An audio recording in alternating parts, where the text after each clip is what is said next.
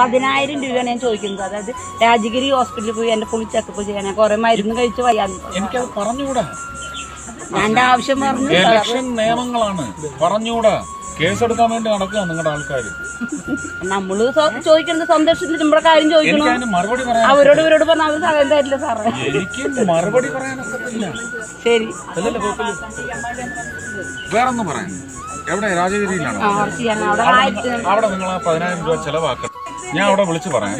നിങ്ങൾ ആ കാശയെ ചെലവാക്കണം. ജെയ്സൺ അച്ഛൻ ചെയ്തു തരും കേട്ടോ.